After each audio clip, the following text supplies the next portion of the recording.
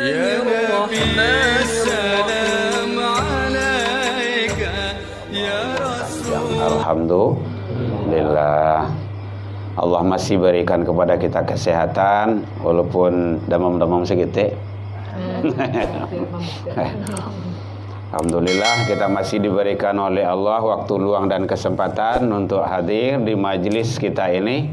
Ini adalah majelis yang sangat dicintai dan dirindukan oleh malaikat, oleh para nabi dan rasul, dan disayangi, dicintai oleh Allah Subhanahu wa taala.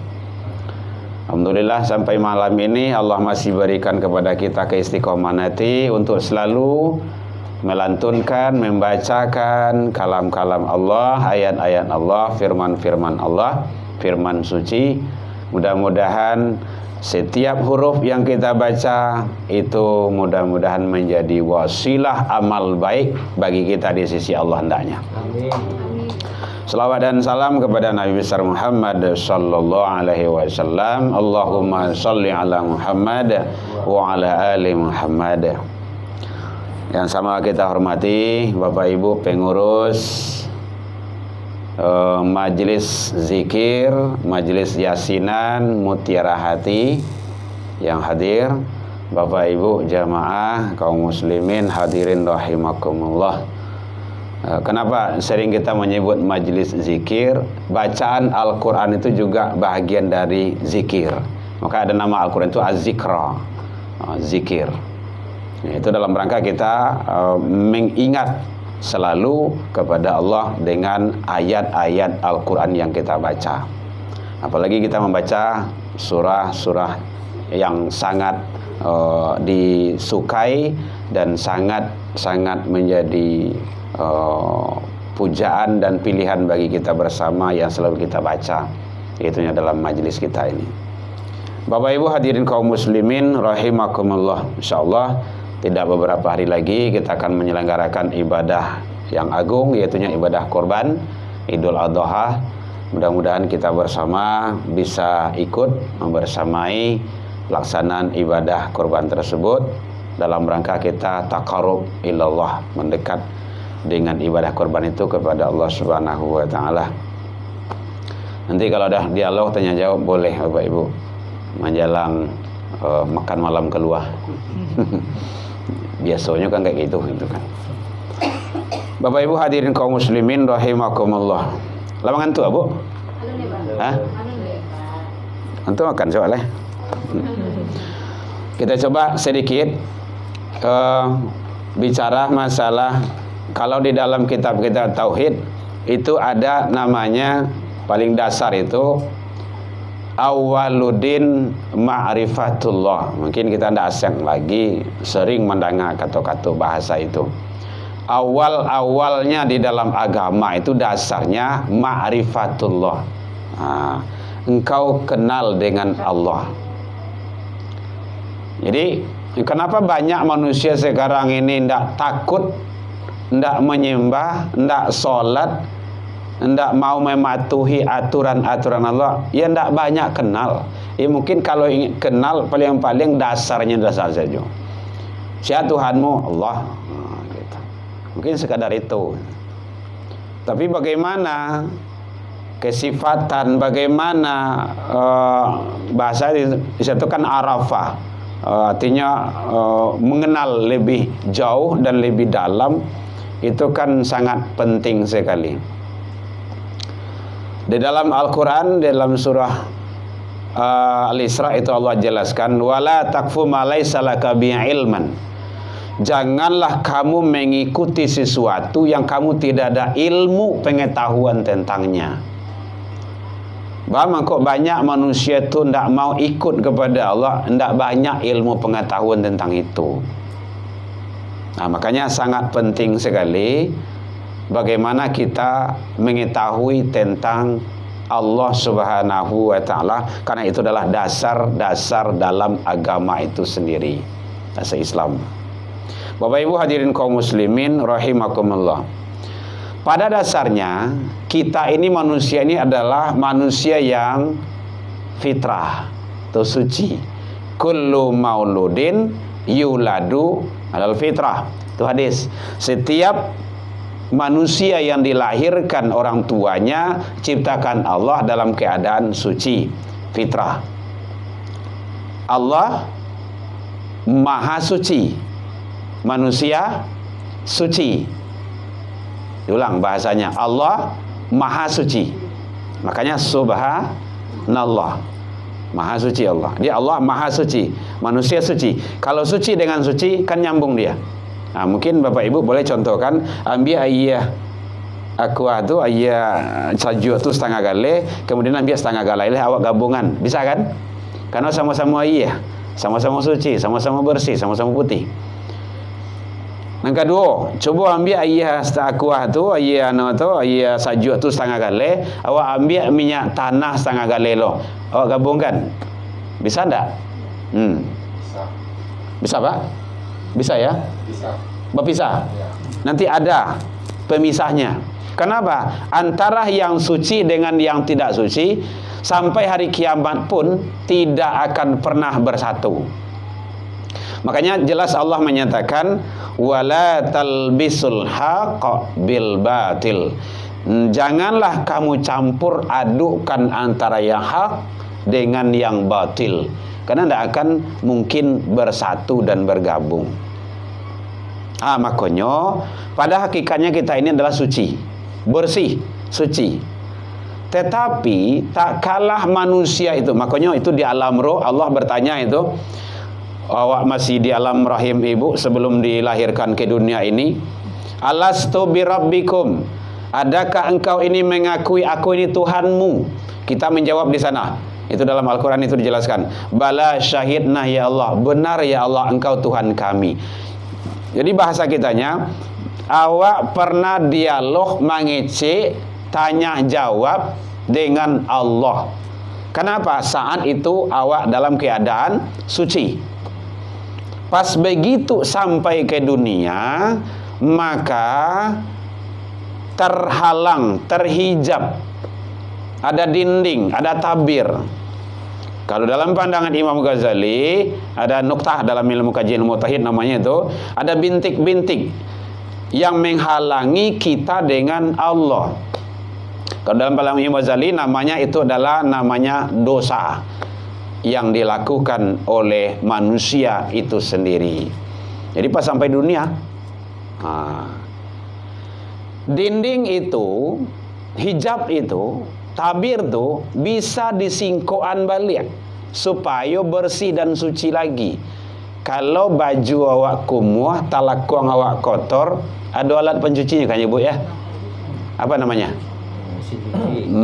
Itu ya, pemutanya mesin cuci. Kalau apa namanya? Etek bisa aja. Ndak etek dia, etek. Apa lagi itu? Banyak itu. Daya. Ada bom. Ada rinso, macam-macam. Itu pembersih syariatnya. Kalau badan aku semua ada sabun, ada sampo, banyak itu.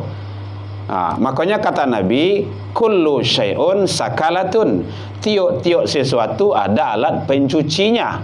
Wa sakalatul qalbu, mencuci hati ndak taluk jorinso sekilo do. Zikrullah, perbanyak zikir kepada Allah Subhanahu wa taala. Itu salah satu alat pencucinya. Jadi oleh sebab itu, karena ada tabir, ada hijab, ada dinding, maka dinding itu harus dibuang, harus disingkirkan, harus dibersihkan, harus dicuci, harus dihindarkan, supaya hubungan kita kembali normal baik dengan Allah Subhanahu wa ta'ala. Maka dalam pandangan Imam Ghazali ada 10 sifat yang menjadi tabir, yang menjadi penghalang hubungan kita dengan Allah. Ini terangkum di dalam kitab bagaimana kita untuk membersihkan rohani kita. Kalau membersihkan jasmani mungkin tak payah dong. Nan kasa, nan nampak aja. Kalau baju wak kumua, kalau celana kaki yang kotor kan bisa kita bersihkan itu. Tapi kalau hati yang kotor, itu berat. Kadang-kadang kekotoran yang ada di dalam syariat, di tangan awak, di kaki awak, di badan awak itu nampak mudah membarasiannya, alatnya banyak. Tapi membarasian yang penyakit hati itu, kotoran-kotoran yang ada di hati itu berat. Dan itu butuh proses. Kalau awak damam, Pak RT, kan badan rangki-rangki ini gua, kan masih gagih awak mencari ubek itu macam-macam. Ada ubeknya Parame, ada itu, ada Bodrek, ada paracetamol, macam-macam ubeknya. Ada ingin mencari dokter, mencari puskesmas, itu sakit syariat, sakit layih itu. Tapi kalau sakit rohani, ndak tahu dibawa ke rumah dokter doh. Kalau dibawa ke rumah Jamil bisa tuh doh. Harus ke dokter rohani pula. Itulah bagaimana caranya banyak selalu mengikuti kajian-kajian keagamaan. Apa saja diantaranya yang mengotori jiwa manusia itu. Makanya Allah menyatakan dalam Al-Quran, dalam surah Asy-Syams itu, qad aflaha man zakkaha. Mungkin Bapak Ibu dah hafal itu. Sungguh beruntunglah orang yang menyucikan jiwanya, bukan badan, jiwanya. Wa qad khaba man dassaha. Merugi besarlah orang yang mengotorinya. Makanya kalau kotor dibawa kan harus dibersihkan nanti dulu. Nah, jadi itu silakan memilih mau dibarasian biswa di neraka atau dibarasian kini. Nah, itu gitu. Kalau dibarasian kini berarti ada cara-cara tertentunya. Inilah akan kita kupas mungkin dalam proses-proses pembahasan berikutnya. Kalau tidak selesai malam kini Pak Ketua. Nah, itu oh ya, jilid kedua lah gitu kan. Soal sengaja membuat encik bukunya kok gitu kan. Kalau Bapak Ibu ingin memfotokopinya boleh, tidak masalah gitu kan. Karena ilmu itu tidak boleh disuruh-suruhan. Bapak Ibu hadirin kaum muslimin. Iya. Ya, karena nanti itu akan ditanya nanti di akhirat. Ilmumu di antara yang 4 salah satunya tentang ilmu. Kemana saja dipergunakan. Jadi bagaimana caranya itu? Apa saja sifat yang membersihkan, yang menghalangi hubungan kita dengan Allah Subhanahu wa taala. Jadi ada sifat-sifat yang harus kita buang.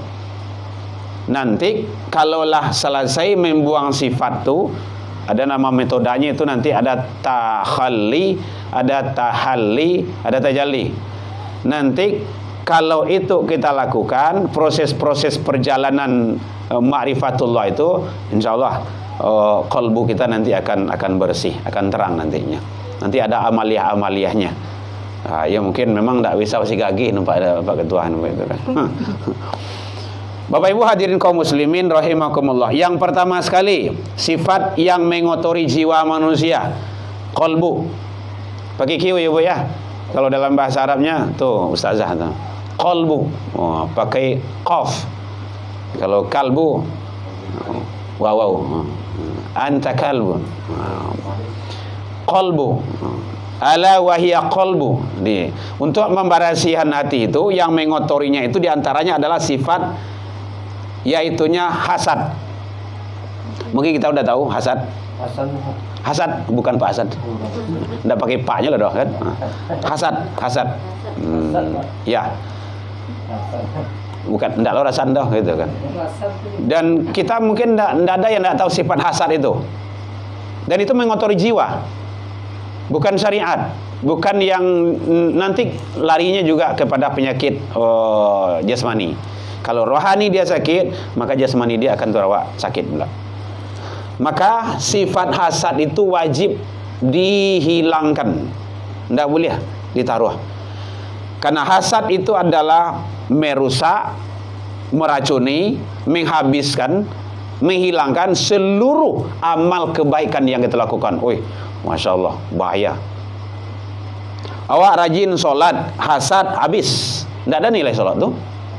Awak rajin puasa sunnah. Puasa sunnah, awak hasad ya jo, tidak ada nilainya, habis. Awak rajin baca Al-Quran, awak rajin kasadolan, pokok amalia-amalia tu banyak awak kerjaan, tapi awak menaruh hasad kepada orang lain, habis itu. Makanya kata Rasul, iyyakum wal hasadas, jauhilah olehmu sejauh-jauhnya sifat hasad itu. Ini tidak boleh. Fa innal hasada, sesungguhnya hasad itu yakul hasanah, memakan kebaikan.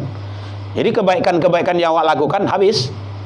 Kama takulun narul khatab, bagaikan api membakar kayu nan karyang. Nah, kalau bahasa kampung apa namanya? Maksiat namanya itu. Habis. Tidak ada artinya. Awak rajin ibadah, rajin sholat, rajin ke rumah masjid, rajin ibadah-ibadah yang lainnya, tapi kita hasad kepada orang lain, habis. Tidak ada gunanya. Makanya hasad itu dibuang. Berasihan tuh, jangan ada dalam diri awak. Jangan ada. Jadi makanya kalau ada susah lah lo, balik kamari, putar kamari, lah dimatian lampu, lah bedi lo AC gitu kan. Ndak yo nemu lalok mata dah. Lah sampai jam 1, jam 2 malam ndak yo nemu lalok dah. Nanti ada demikian tu. Ada demikian tu. Tu penyakit hati tu. Makanya dibuangan. Makanya sebelum tidur itu pakai adab tidur. Puncaknya nanti kan bismika Allahumma ahya. Dengan nama engkau ya Allah aku hidup wa amut. Kan tidak susah itu. Jadi dibuang. Hasad itu dibuang. Tidak boleh ditaruh. Karena itu adalah sangat berbahaya sekali. Jadi mari kita berangsur-angsur atau ansur-ansur? Bahasa kah? Buan-ansur. Buan-ansur awak. Untuk membenahi diri awak agar kita lebih baik dalam pandangan Allah. Ini dalam pandangan Allah Subhanahu wa ta'ala. Ciat baru, sifat hasad jauhi. Penyakit hati dalam diri. Iya, memang itu hadis tuh yang tadi itu kata Rasul. Hadis Rasul menyampaikan. Jadi amal ibadah yang kita lakukan tidak bernilai di sisi Allah. Kenapa? Karena hasad itu kepada orang lain. Jadi tidak usah dipikiran orang, awak sajalah pikiran. Tidak usah diurus orang, awak sih urus. Nah, urus diri awak, urus ibadah awak, urus keluarga awak. Tidak usah orang lain yang diurus. Tidak usah. Kita saja. Tidak kata urus dia awak dah. Awak diri awak selentan tulai. Awak selamatkan sendiri kita. Bagaimana kita mau banyak ibadah?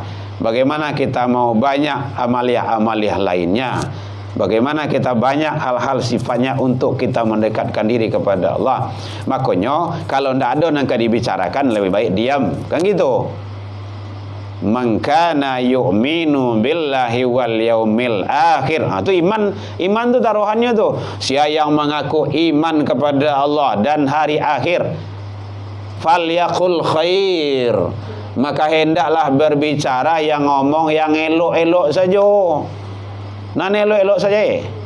Kalau ndak bisa awak mengicik nan elok-elok do aulia smut lah biar rancak diam. Makanya ada orang mengician diam itu adalah emas. Kalau permatanya yang mana tu?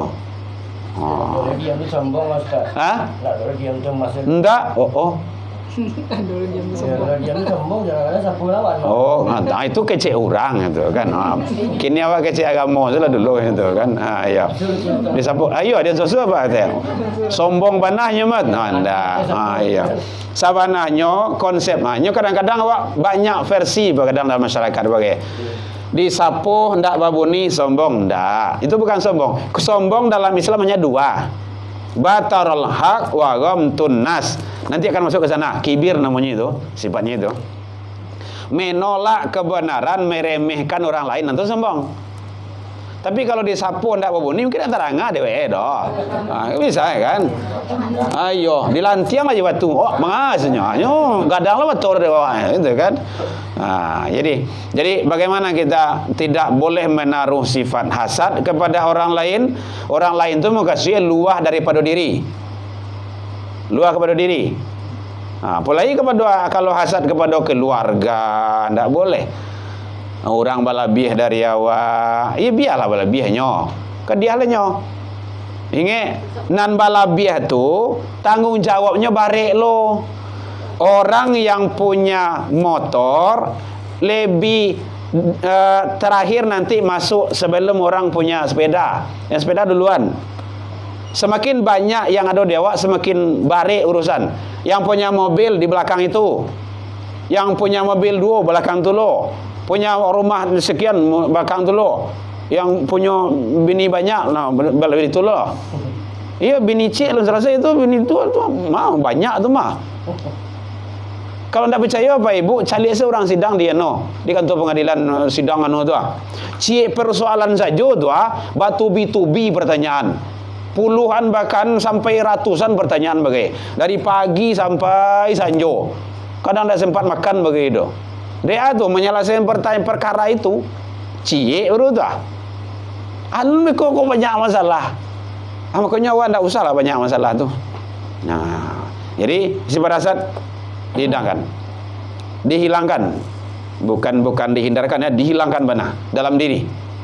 Kalau ada awak menaruh hasad untuk hari kini sampai dan akan datang, jangan.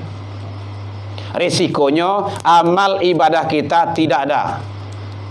Payah saja awak ibadah tapi tak punya nilai. Ikon namanya kalau orang Minang mengisi namanya tu minyak abi sambah tak lama. Arang abi nasi basi binaso. Jadi hati-hati itu. Rumah sudah tukang pulang. Dibunuhnya punya anak bini loh. Bapak Ibu hadirin kaum muslimin rahimakumullah. Jadi sifat iri, sifat hasad tidak boleh. Ada katanya Bapak Ibu boleh, tidak apa-apa. Karena itu adalah sifat-sifat yang membahayakan dalam diri kita. Supaya kita buang suan-suah, membenahi kolbu kita. Awak tarangi dulu. Kalau labarasih beko yang sifat tu beko nan 10 tu beko nanti yang akan dimasukkan nantinya. Ada metodenya nanti itu. Jadi ada metodenya. Sekarang baru kelompok takhalli namanya itu. Baru takhalli, membersihkan, dibersihan. Sama aja rumah dibersihkan karena mau dimasukkan mungkin yang apalah gitu kan, yang lebih bagus gitu kan. Bersihkan atau dicat dulu gitu kan. Atau dirapikan dulu. Awak kerayu contoh kayak gitu lah. Jadi bersihkan. Bapak Ibu hadirin kaum muslimin rahimakumullah. Dalam hadis yang lain Rasulullah menyatakan bahwa sifat-sifat yang mengotori jiwa kita itu yang sangat membahayakan diantaranya adalah wala tajassasu wala tahasadu wala tabaghadu wala tadabaru. Itu ada 6 itu di sifat di sana itu. Janganlah kamu mencari-cari kesalahan orang lain. Janganlah kamu mengintai-intai. Janganlah kamu menukar sesuatu untuk menipu orang lain. Banyak itu. Itu adalah sifat-sifat. Cari itu orang-orang menggali di pasar kan. Bila tak dimungkuk kan ada rencana-rencana itu. Tapi tidak sadoe doh. Tidak sadoe doh. Makanya dia leh dulu, tidak sadoe doh. Kau berang apa RT kau wah itu kan. Iya. Nah, rencana-rencana di muko. Beko yang diambian beko yang bukan itu. Itu yang salahnya. Atau jual beli di rencana-rencana dia nan DT, nan di bawah karuang tu, dalam karuang kok, jual karuang dalam karuang tu, nan di bawahnya yang tak bagus. Itu bahaya itu. Sangat bahaya itu. Makanya salah satu para pedagang, kenapa tempat yang paling dibenci oleh Allah itu kalau dalam hadis itu adalah pasar? Karena di pasar itu banyak terjadi hal-hal yang di luar dugaan, di luar nalar yang tidak baik. Tempat yang dicintai oleh Allah di bumi ini adalah masjid, kan memang seperti itu dah. Jadi sawananya jual bali itu manggali itu sunnah Rasul. Jadi kerajonnya Pak RT itu melakukan sunnah Nabi. Nabi mah galih, Nabi mah dagang. Nabi pedagang Ustaz. Iya. Makanya Allah sampaikan wa ahallallahul bai'a. Allah menghalalkan jual beli. Di jual beli. Jadi bagus itu. Nah, jadi tapi bagaimana kita berdagang itu yang baik. Nah, kalau laris manis punya kawan awak jangan ado irih lo. Nah, kan gitu. Itu tidak boleh. Nah, mungkin ada yang kurang dewa, yang kurang, mungkin kurang duha awak, mungkin kurang tahajud awak, mungkin kurang sorak bisa ya kan? Nah, agak kari lah sorak tuh. Datang kurang ramai gitu kan?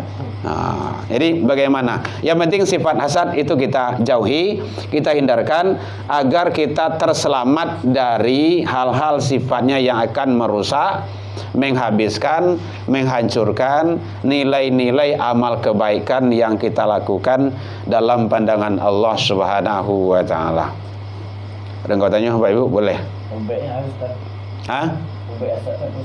Obat hasad itu satu, jangan kita melakukan yang namanya sifat hasad itu kepada orang lain. Nanti secara otomatis dia akan hilang. Yang kedua, apa yang harus kita lakukan? Perbanyak istighfar dari mulut kita. Mulut kita, istighfar. Astaghfirullahalazim. Perbanyak istighfar. Karena istighfar itu bisa menghapus dan menghilangkan kesalahan dan dosa. Dan memang istighfar itu adalah sangat luar biasa sekali. Mangqalaha minan nahari, siapa yang istighfar pada pagi hari, muqinun, dengan penuh keyakinan, wa mutu, nyampang ditakdirkan Allah meninggal menjelang sore hari, fahuwa dakhalatil jannah. Jadi istighfar itu balasannya adalah surga. Wa mangqalaha minal lail, siapa yang istighfar pada malam hari. Malam hari itu perpisahan siang dan malam, itu maghrib atau isya, dengan penuh keyakinan, nyampang ditakdirkan Allah meninggal menjelang pagi hari, fahuwa dakhalatil jannah. Awak meninggal kan dua ketutuhnya, kau siang malam. Nah, itu. Oh, sore itu masuk siang baru. Iya. Karena alun-alun sanjo lah gitu kan. Iya. Oh, kalau pagi itulah masuk tuh. Kalau masuk siang itu. Nah, jadi dalam dua waktu itu kita dipanggil oleh Allah. Maka oleh sebab itu perbanyak istighfar awal pagi dan awal malam. Dan istighfar yang banyak itu maka bisa nanti akan menghilangkan sifat-sifat yang namanya hasad di dalam diri manusia itu sendiri. Oke? Pak RT, ada yang bertanya Pak RT? Lanjutan? Baru ya. Kalau ada penyakit kan harus tahu B-nya. Ya.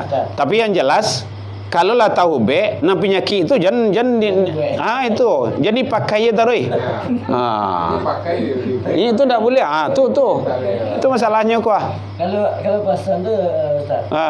Obek asap tadi murah dia Ustaz. Cari seorang kan. Masya. Itu tunai itu mah. Obek kontan ya.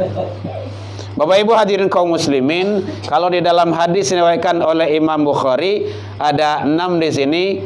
Sifat hasad dihilangkan, wala tajassasu, mengintai-intai, mencari-cari kesalahan orang. Kok biasanya kalau yang mudah contohnya dalam TV-TV ya namanya itu berita-berita apa tuh? Silet, apa namanya itu? Gosip. Nyo aib orang saja buka sudah tu mah. Dah ada nelok salah tu dah. Makanya ibu hati-hati ibu-ibu yang punya TV di rumah ya. Ibu akan dihisap nanti itu kalau banyak-banyak nonton itu. Maka ambo bersyukur TV ndak hidup di rumah dah. Saja ibu tujuh boleh dulu.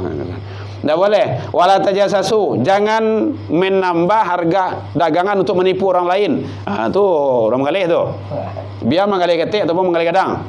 Ndak boleh. Wala tanajasu, wala tahasadu, dengki-mendengki ndak boleh. Ini hadis kata Rasul.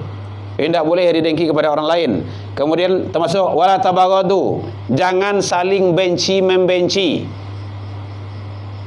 Bahasa lain tu benci itu tu. Bahasa yang bersamaan dengan benci ke orang itu. Tidak boleh benci sama orang lain. Kemudian juga termasuk wala tadabaru, jangan saling membelakangi untuk tidak atau untuk menimbulkan permusuhan, tidak boleh. Tapi bagaimana wakunu ibadallahi ikhwana, jadilah kamu itu kata Rasul orang-orang hamba-hamba yang bersaudara.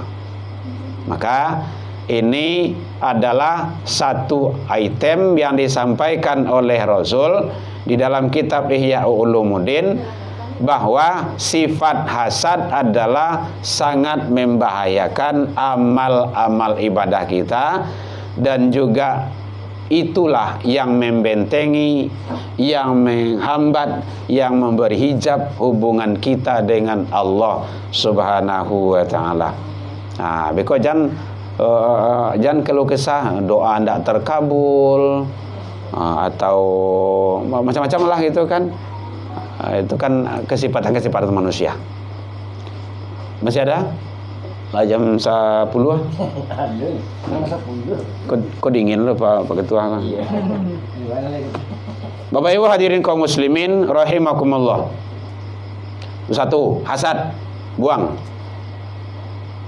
Jadi mulai dari kini kita bersama-sama Bapak Ibu jangan menaruh hasad kepada orang lain. Tidak boleh, agar kita bisa selamat di sisi Allah Subhanahu wa taala, amal kita bernilai dan punya di sisi Allah Subhanahu wa taala. Yang kedua yaitunya su'uzon. Kalau ini zon kali dua, su'uzon, husnuzon. Kalau husnuzon boleh, yang su'uzon yang tidak boleh. Nah, gitu. Su'uzon itu buruk sangka. Kalau husnuzon baik sangka. Kalau zon sangka. Nah, itu. Yang tidak boleh itu buruk sangka kepada orang lain. Karena ini adalah sangat berbahaya sekali. Al-Quran Allah menjelaskan memang seperti itu. Ya ayyuhalladzina amanu jtanibu katsiran minaz-zon. Hai orang yang beriman, jauhilah olehmu dari kebanyakan zon, prasangka. Inna ba'dazon itsmun. Itu makanya ada ba'da di situ. Sesungguhnya sebahagian prasangka, ini sebahagian tidak sadado. Makanya ada husnuzon itu boleh. Yang tidak boleh itu su'zon. Maka sesungguhnya sebahagian prasangka itu itsmun, dosa. Tidak boleh. Jadi makanya hal-hal yang akan membuat amal ibadah kita rusak dan habis, maka harus kita hindarkan. Jadi diantaranya adalah su'uzon, setelah tadi itu yaitunya sifat hasad. Jadi tidak boleh su'uzon kepada orang lain. Wah, sianu kuyos. Ba'ala nyetus. Memangnya ba'anya. Kan macam-macam sekarang. Itu merusak hati kita, merusak kalbu kita. Tidak usah dipikirin tuh. Tidak usah. Dah Bu? Kalau ngantuk Ibu umpamanya. Kalau ada kebatanya boleh Bu. Ya. Ya, aku nak makan oleh. Nah. Atau siap makan usah buang oleh. Baik, Bapak Ibu hadirin kaum muslimin rahimakumullah. Lah 30 menit. Lah, ya, lah manggu kameramen dah. Jadi ternyata sifat-sifat yang menghalangi kita, hubungan kita dengan Allah ada, dan itu kita berusaha untuk membuang dan menghindarkannya agar hubungan kita dengan Allah lebih baik. Bah mangkok kadang-kadang malih awak solat. Ya karena hati tadi itu diselimuti, diliputi dengan dunia itu. Bah mangkok ndak maduk penganawak pakai pengajian. Bah kok ndak mulai baca Al-Quran kuok lenzuang. Ndak sih kok ndak ada tempat lain gitu kan, tempat lain. Mulai kau buka Al-Quran wah, kuok lenzuang. Ya memang hati itu mana? Hati itu ndak maduk doh. Kenapa? Ada hijab, ada dinding, ada tabir. Hijab tuh yang awak buang kini kok. Dan kalau tidak berusaha kita membuang, dipastikan nyu akan tertutui tarui sampai bilo, ya sampai awak mati. Kenapa? Karena awak tidak berusaha untuk membersihkannya. Yang tadi itu Tiap-tiap sesuatu adalah pencucinya. Wasaqalatul qalbu, mencucikan hati itu. Jadi ibadah-ibadah yang kita lakukan itu adalah alat untuk mencuci, membersihkan rohani kita. Salat saja contohnya. Salat. Matsalus shalawatil khams kamatsalinna. Perumpamaan salat 5 waktu itu bagaikan sebuah sungai berada di depan pintu rumah seseorang. Setiapnya masuk ke rumahnya mandi dulu, setiap masuknya mandi dulu, setiap masuknya mandi dulu. 5 waktu, 5 kali awak mandi sehari semalam.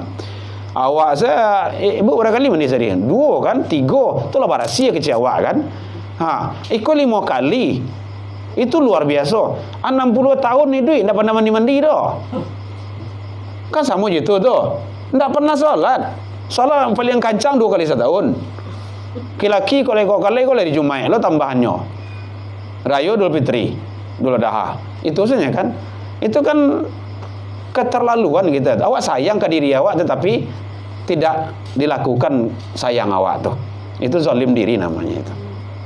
Jadi ternyata 2 sifat yang baru kita utarakan. Pertama adalah su'zon, kita buang. Memang kalau kajian tauhid kita nyata tasawuf ini memang bansuan-suah.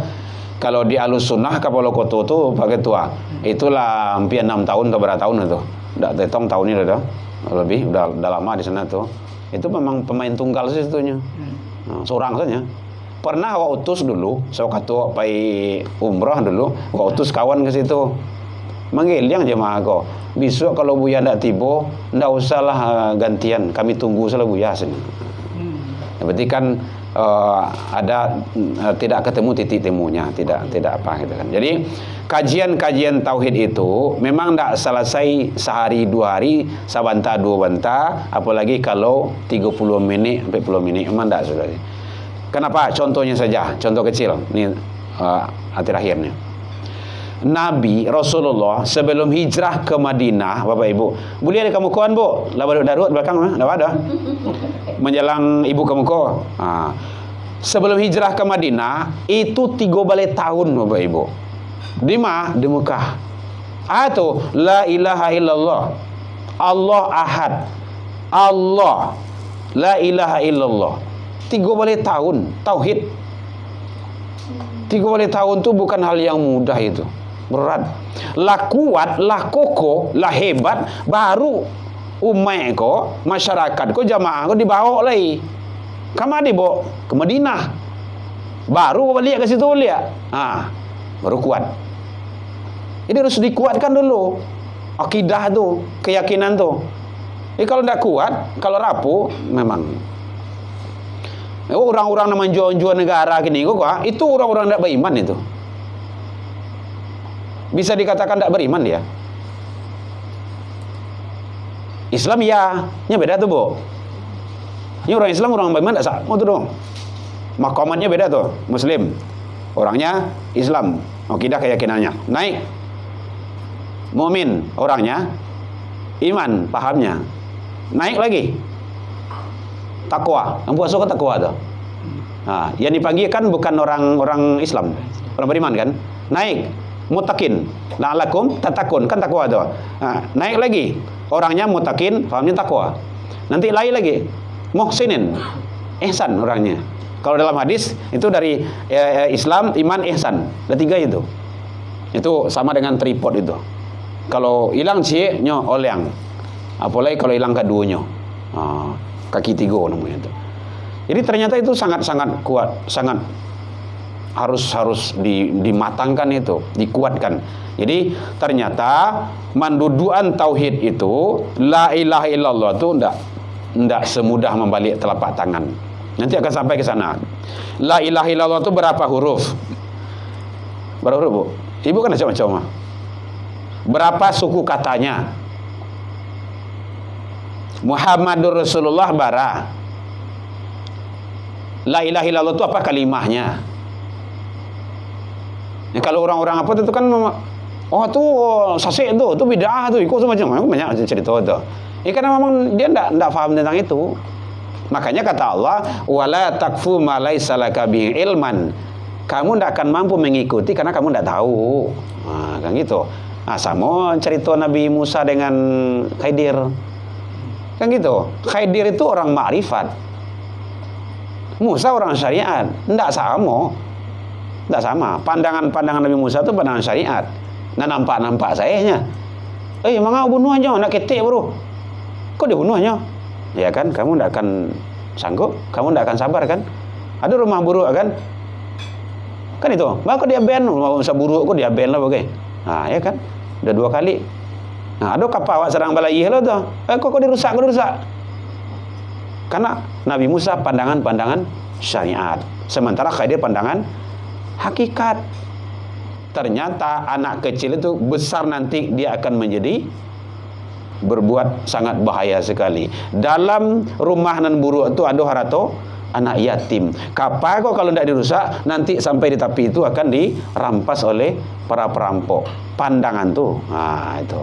Makanya memahami sesuatu antara pandangan syariat dengan pandangan hakikat atau pandangan marifat, itu kalau tidak disamakan, kalau tidak disesuaikan, maka akan susah.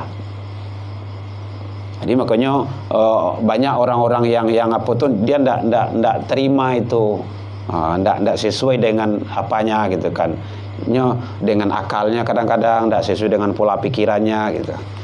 Baik Bapak Ibu hadirin kaum muslimin, jamaah majelis yasinan rahimakumullah. Mudah-mudahan berangsur-angsur, berlambat-lambat kita bisa membersihkan kolbu kita. Ini dalam rangka kita membersihkan hati ya Bapak Ibu ya.